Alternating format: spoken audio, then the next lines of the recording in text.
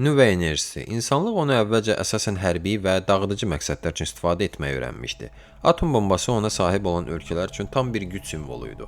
Bir neçə saniyə ərzində bütün bir şəhəri yer üzündən silə bilən bir güc simvolu. Lakin insanlar eyni enerjini kütləvi şəkildə öldürməyə istifadə etməkdən əlavə, həyatları tək-tək xilas etmək üçün də istifadə etməyi öyrəndilər. Söhbət şüa terapiyasından gedirdi. Bu terapiyanın prinsipi sadədir. Radiasiya insan bədənində olan hüceyrələri məhv etmək qabiliyyətinə malikdir. Xüsusilə tez bölünə bilən hüceyrələri. Xərçəng hüceyrələri isə məhz çox tez bölünür, sağlam hüceyrələrindən çox daha sürətli. Əgər şüanı dəqiq olaraq şişəyə yönəltsəniz, ətraf toxumalara çox zərər vermədən xərçəng hüceyrələrini məhv edə bilərsiniz. Loru dillə desək, bu nəzarət olunan şüalanmadır. Eyni atom enerjisi yalnız dəqiq və kiçik dozalarda. 70-ci illərdə bu terapiyanı həyata keçirmək üçün xətti sürətləndiricilər peyda oldu. Bu cihazlar elektronları böyük sürətlə sürətləndirən və onları xəstənin bədəninə yönəldən aparatlar idi.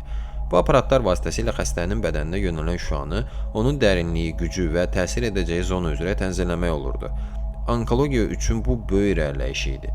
Əvvəllər skalpel ilə çatmaq mümkün olmayan və ya çox riskli olan şişləri artıq müalicə etmək mümkün idi. 80-ci illərin ortalarında belə aparatların ən qabaqcıl modeli Terak 25 oldu. Onu Kanadadan olan Atomic Energy of Canada Limited şirkəti hazırlamışdı. Kompakt və müasir idi, həmçinin kompüterlə idarə olunurdu. Bu modelin əvvəlki modellərdən fərqi o idi ki, öncəki modellər ölçücə çox böyük idilər və fiziki qoruyucu mexanizmlərə əsaslanırdılar. Yəni ki, hər hansı problem yarananda şüanın qarşısını mexaniki yolla, yəni ağır metal ekranlar vasitəsilə kəsilirdi. Lakin Terak 25-də bütün bunlardan imtina edilmişdi. İndi aparatın təhlükəsizliyini proqram təminatı təmin edirdi. Təxminən 100.000 sətr koddan ibarət proqram.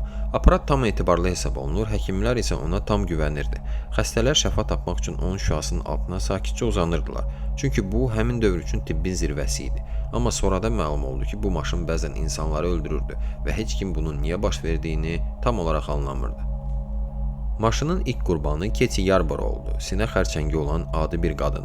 O 1985-ci ilin iyun ayında Georgia ştatındakı xəstəxanada müalicə alırdı. O bədbəxt hadisəyə qədər Terak 25-də artıq 11 uğurlu seansını keçirmişdi və hər dəfəsində hər şey normal gedirdi. Standart prosedur: otağa girirsən, stolun üstünə uzanırsan, texnik aparatı quraşdırır və qoruyucu divarın arxasına keçir. Şüa bir neçə saniyə işə düşür, heç nə hiss etmirsən, çıxırsan və hazırdır. 12-ci seans da belə başlamışdı. Keti bu dəfə də stolun üstünə uzandı və texnik qonşu otağa şüşə arxasına keçərək start düyməsini bastı və Keti qəribə bir şey hiss etdi. Bədəninin içində qızdırılmış dəmir parçası kimi yandırıcı ağrı hiss etdi. O qışqıraraq qalxdı və otaqdan çıxmağa çalışdı. Texnik isə bu an ekrana baxırdı və hər şey normal görünürdü. Göstəricilər tam qaydasındaydı. Maşın tam düzgün işləmişdi. Doza da düzgün idi, 200 rad. Yəni hər şey necə olmalı idisə elə də olmuşdu. Heç bir səhv yox idi. Keti deyirdi ki, bütün bədəni çox ağrıyır, amma texnik və həkimlər anlamırdılar. Bu kompüter idi. O vaxtki düşüncəyə görə isə kompüterlər heç cürə səhv edə bilməzdilər. Amma bu hadisədən cəmi bir neçə gün sonra Ketidə saxtarəfli iflic başladı. Daha bir müddət sonra isə onun sağ sinəsini kəsməli oldular. Onun həyatı əsl cəhənnəmə çevrildi. Amma həkimlər hələ də aparatın günahlı olduğuna inanmırdılar. Çünki bütün göstəricilərə əsasən şüa dozası tam normal idi. Həkimlər bütün baş verənləri onun xəstəliyinin nəticəsi kimi hesab edirdilər. Əslində isə Keti 200 rad əvəzinə 20.000 rad almışdı, yəni normadan 100 dəfə çox. Qeyd edim ki, rad şüanın gücünü ölçmək üçün istifadə edilən ölçü vahididir. 20.000 rad isə insanlara bir neçə gün və ya həftə ərzində ölüm gətirən doza idi. Amma Keti bu hadisədən sonra 5 il 50 il kimi yaşadı. Daha sonra o avtomobil qəzasında həlak olmuşdu. Amma bu artıq böyük bir əhəmiyyət kəsb etmirdi. Çünki onun normal həyatı Terak 25-də ona tam gücü ilə dırnaq arasında desək atəş açdığı gün artıq bitmişdi. Burada ən əsas problem o idi ki, heç kim nə baş verdiyini tam anlamamış və dəqiq başa düşməmişdi. Maşın normal göstəricilər verirdi, deməli hər şey qaydasındaydı. Deməli bu aparatla digər xəstələri də müalicə etmək olardı və həkimlər heç nə olmamış kimi işlərinə davam edirdilər. Keti Yarborough'un hadisəsindən bir neçə ay sonra başqa ölkə və başqa bir xəstəxanada eyni tipli bir hadisə yenə baş verdi. Kanada, Ontario əyaləti, Hamiltondakı regional onkoloji mərkəz. Servikal xərçəng diaqnozlu 40 yaşlı qadın Keti kimi eyni Terak 25-də şüa terapiyası kursu keçirdi. Həkimlər üçün bu prosedur daha öncəki minlərlə dəfə olduğu kimi tam bir rutinə çevrilmişdi. Pasiyent həmişəki kimi stolun üstünə uzandı. Texnik divarın arxasına keçdi. Maşın işə düşdü. Amma qadın qəribə bir şey hiss etdi. Onun bədəninə elə bil ki, çox ağrılı elektrik zərbələri vurulurdu və bu da kəskin ağrılar ilə müşahidə olunurdu. Seansdan sonra qadın bütün bunları texnikə danışdı.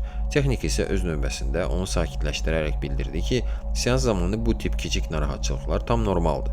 Həkimlər də narahat olmaq üçün səbəb görmürdülər. Aparat normal işləyirdi, göstəricilər qaydasındaydı. Bir müddət sonra bu qadın xərçəngdən öldü. Bu əslində gözlənilən idi, çünki onda xərçəngin son mərhələsi idi.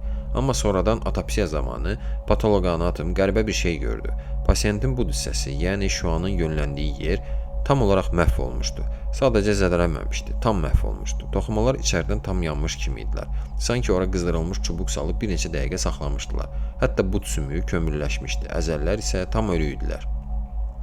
Bu, adi şüalanmaya oxşamırdı. Bu, bir dəfəyə ölümcül radiasiya dozası alan insanlarda baş verənlərə bənzəyirdi. Sonradan araşdırma zamanı məlum olmuşdu ki, əslində qadın təyin edilmiş 200 rad əvəzinə buduna təxminən 17.000 rad almışdı. Həkimlər dərhal istehsalçı ACL şirkəti ilə əlaqə saxlayaraq baş verənləri tam təfərrüatı ilə təsvir etmişdilər. Şirkət isə cavabında yalnız bu sadəcə mümkün deyil, maşın prinsipcə belə doza verə bilməz. Ona görə də hər şey normaldır, sizin məlumatlarınız səhvdir. Aparat düzgün işləyir cavabını verərək söhbəti kobudcasına bitirmişdilər. Nəticədə iki hadisə, iki müxtəlif yer, Georgia və Ontario, müxtəlif xəstəxanalar, müxtəlif texniklər, müxtəlif xəstələr, amma eyni Terak 25 aparatı. Ona görə də bəziləri artıq şübhələnməyə başlamışdılar ki, səbəb məhz bu aparatdadır. Lakin hər ay bu modeldə 10 minlərlə xəstəyə prosedur keçirilirdi və hər şey yaxşı bitir, heç nə baş vermirdi. Ona görə aparat işləməyə davam edir və onun istifadəsinə heç bir məhdudiyyət qoyulmamışdı. Amma həmçinin onun növbəti qurbanları da əmələ gəlməkdə davam edirdi. Washington ştatı 1985-ci ilin sonu. Servikal xərçəngi olan daha bir qadın və Terak 25-də daha bir seans və pasiyent tərəfindən heç kimin dərhal fərqinə varmadığı daha bir kütləvi radiasiya dozası alındı. O sağ, amma əlil qaldı. Daimi çapıqlar, daimi ağrılar. Həkimlər yenə də baş verdiyini anlamır, aparat isə yenə normanı göstərirdi.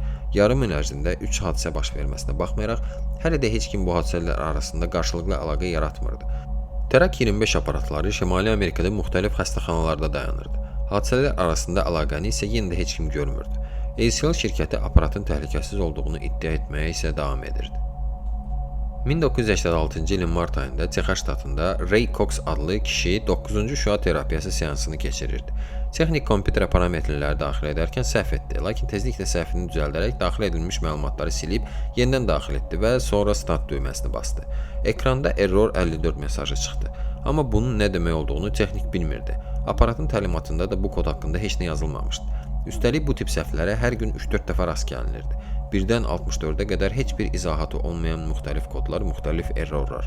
Texniklər bu hallarla qarşılaşdıqda sadəcə davam et düyməsini basmağa öyrəşmişdilər. Ona görə də bu dəfə də texnik davam et düyməsini bastı. Xəstə isə bu an güclü radiasiya zərbəsi alaraq ağrıdan qışqırdı. Sonra ikinci zərbə və daha bir qışqırıq, amma texnik onu eşitmirdi. Çünki otaq ilə əlaqə xətti qırılmışdı. Ona görə texnik yalnız kompüter ekranını görürdü. Orada isə prosedurun uğurla keçdiyi yazılırdı. Nəticədə xəstə özü aparatdan qalxaraq bağlı qapını qırmağa və texniki çağırmağa başladı. Sonradan məlum oldu ki, pasiyent Çernobıl qurbanlarından da yüksək doz almışdı. Xeyli yüksək. Həmin ilin avqustundaca o öldü. Ailəsi isə onun müalicə edən xəstəxananı məhkəməyə verdi. Sonra isə 1986-cı ilin aprel ayında eyni şəhər və eyni xəstəxanada 66 yaşlı Vernon Kidd üzündə dəri xərçəngini müalicə edirdi. Yenə də error 54 və yenə texnik davam et düyməsini bastı. Pasiyent gözlərinin qarşısında parlaq işıq parıltısı gördü, səs eşitdi və yenə yanğı hiss etdi. Bir aydan sonra isə o da öldü.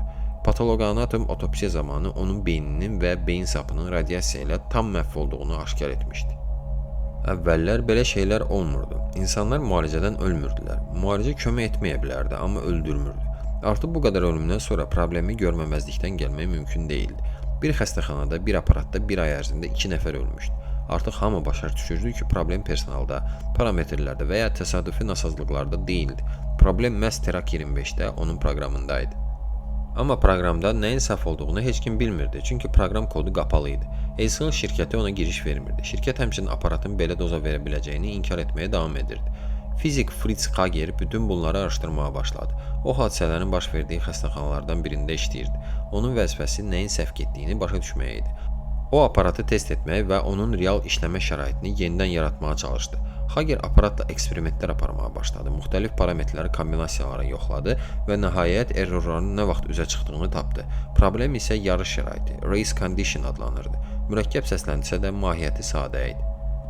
Aparatın içində ağır maqnitlər var idi. Onlar hərəkət edərək şüanı düzgün fokuslayırdı. Bir rejimdən digər rejimə keçmək üçün isə aparata təxminən 8 saniyə vaxt lazım olurdu. Məsələn, operator rentgen rejimini elektron şüa rejiminə dəyişəndə maqnitlər öz yavaş hərəkətinə başlayaraq 8 saniyə ərzində yerlərini dəyişirdilər. Amma aparatın proqram hissəsi bunu gözləmirdi. Operator parametrləri tez dəyişən vaxtı və maqnitlər hər hərəkətdə olarkən proqram hər şey hazırdır düşünüb atəş əmri verirdi. Nəticədə güclü, filtrsiz şüa tam gücündə qoruyucusuz insan bədəninə vururdu. Error 54 də məhz bunu bildirirdi. Aparat həmişə nəsə səhv gedir deməyə çalışırdı, amma heç kim heç nə anlamırdı. Çünki təlimatda bu kod haqqında heç bir söz yox idi. Sənədləşdirmənin nə qədər vacib olduğunu bu keysdə tam aydın görə bilirik. Amma aparatdakı səhvlər bununla bitmirdi. İkinci bir səhv də var idi və o daha hiyləgər idi. Problem aparatın sayğacının səhv işləməsi idi. Terak 25 proqramında avtomobildə onun neçə kilometr getdiyini hesablayan sayğac, yəni odometr kimi sayğac var idi. O stolun vəziyyətini izləyirdi. 0-dan 255-ə qədər sayırdı, sonra sıfırlanırdı. Və əgər texnik start düyməsini sayğacın sıfır olduğu anda basırdısa, həmin tək millisaniyədə maşın düşünürdü ki, hər şey idealdır və bütün təhlükəsizlik yoxlamaları keçilib və fiziki qoruyucu olmadan atəş açırdı. Çox vaxt bu tam gücündə atəşə səbəb olmasa da, amma bəzən də olurdu. Amma operatorlar təhlükəni niyə görmürdülər? Çünki dəqiqəbaşı çıxan errorlara öyrəşmişdilər. 1-dən 64-ə qədər olan error kodları. Təlimatda da bunların heç biri izah olunmamışdı. Operatorlar sadəcə davam et düyməsini basırdılar. Bu artıq onlar üçün rutinə çevrilmişdi. Əgər bir şey daim baş verirsə, adətən ona diqqət yetirməyi dayandırırlar və təhlükə görünməz olur. Amma əsas sual bu idi ki, koddakı bu səhvlər ümumiyyətlə haradan çıxırdı? İş ondadır ki, bu kodu bircə nəfər, həvəskar proqramçı yazmışdı. Təxminən 100.000 sətr kod idi və bu əsas kod köhnə Terak 20 modelindən götürülüb, yeni maşına, yəni Terak 25-ə uyğunlaşdırılmışdı. Bu proqramçı isə 1986-cı ildə şirkəti tərk etmişdi. Və ən maraqlısı da odur ki, indiyənədək heç kim onun kim olduğunu bilmir. ACL şirkəti 1983-cü ildə aparatın təhlükəsizlik yoxlamasını həyata keçirmişdi. Mexanikasını, fizikasını, konstruksiyasını hamısını yoxlamışdılar. Amma proqram təminatını o vaxt hələ heç kim yoxlamırdı. Çünki bu yeni bir şey idi. Köhnə modellər fiziki qoruyucu üsullar ilə qorunurdu. Yəni problem yarananda şüanın qarşısını mexaniki ağır metal ekranlar kəsirdi. Terak 25-də isə bu prinsipdən imtina edilmişdi. İndi hər şeyi proqram idarə edirdi. Amma bu proqramı heç kim test etməmişdi. Səhvləri yoxlamamışdı. Heç kim bütün kodu oxumamışdı. Sadəcə hamı kompüterin səhv etməyəcəyinə inanırdı. Texasdakı ölümlərdən sonra 1986-cı ilin yazında FDA, yəni Amerika Qida və Dərman İdarəsi bu işə qarışdı. Axı bir xəstəxanada bir ay ərzində bir aparatda 2 ölüm baş vermişdi. Bunu görməməzlikdən gəlmək mümkün deyildi. FDA araşdırmaya başladı. İlk növbədə ACL-dan izahat tələb etdi. Amma şirkət öz növbəsində hər şeyi inkar edərək deyirdi ki, aparat heç vaxt belə doza verə bilməz. Səhv operator həkimlərdədir və bu texniki cəhətdən mümkün deyil. İkinci hadisədən sonra ACL hətta bəyanat da yaydı ki, biz aparatın təhlükəsizliyini tənzimlədik və yaxşılaşdırdıq. Amma praktikada aparat yenə də öldürməyə davam edirdi. Çünki daha öncə qeyd etdiyim kimi 1987-ci ilin yanvarında Washington ştatı Yakimada'da daha bir pasiyent ölmüşdü. Təyin edilmiş 86 rad əvəzinə 10.000 rad almışdı. Nəticədə o radiasiya zəhərlənməsindən 3 ay əziyyət çəkərək daha sonra dünyasını dəyişmişdi. Bu hadisədən sonra FDA aparatı qüsurlu elan edərək dərhal düzəlişlər planı tələb etmişdi. ACL şirkətinin də əlindən ancaq bu əmrə tabe olmaq qalırdı. Nəticədə proqram kodunda 23 dəyişiklik edilərək aparata 6 yeni qoruyucu əlavə edilmişdi. Və ən vacibi, hər impuls üçün fiziki doza monitoru əlavə edildi. Amma bütün bunların artıq xeyri yox idi. Çünki 1988-ci ildə ACL şirkəti öz tibb bölməsini tam olaraq bağladı və artıq tibblə məşğul olmayacağını açıqlamışdı. Qurbanların ailələrinə də məhkəmədən kənar küllü miqdarda məbləğlər ödənilmişdi. Bu hadisədən sonra FDA yeni qaydalar qəbul etdi. Tibbi avadanlıqlardakı bütün proqram təminatları müstəqil yoxlanır və tam sənədləşdirməyə malik olmalıdırlar. Terak 25-də belə tələb yox idi. Hamı sadəcə istehsalçıların sözünə inanırdı. İndi Terak 25 tarixi universitetlərdə sadəcə klassik keys kimi nümunə olaraq gətirilir. Onu kompüter elmləri və etika kurslarında öyrədirlər. Texnologiyaları kör-körünə etibar etməyin bariz nümunəsi kimi. Bu işdə məşğul olan vəkillərdən biri demişdi ki, aparat əslində inanılmaz dərəcədə mürəkkəb və qabaqcıl idi. Amma əgər heç olmasa kimsə sadəcə sağlam düşüncəsini işə salsaydı, heç kim zərər çəkməzdi. Praktikada bu aparatı canlı insanlar istifadə edirdilər və hər dəfə də monitorda error görəndə davam et düyməsini basan da məhz insanlar olurdu. Onlar səhv edirdilər və nəticədə maşın insanları öldürməyə davam edirdi. Səhv həm aparatda, həm də onu idarə edənlərdə olurdu. Nəticədə bir proqramçının səhvi və kompüter heç vaxt səhv etmir inancı 6 nəfərin həyatına son qoydu və insanlığa ən böyük dərsi verdi. Texnologiya nə qədər qabaqcıl olsa da, sağlam düşüncə və məsuliyyət olmadan o sadəcə təhlükəli alətə çevrilir. Sona qədər izləyib dinlədiyiniz üçün təşəkkürlər. Növbəti maraqlı videolarda görüşənədək.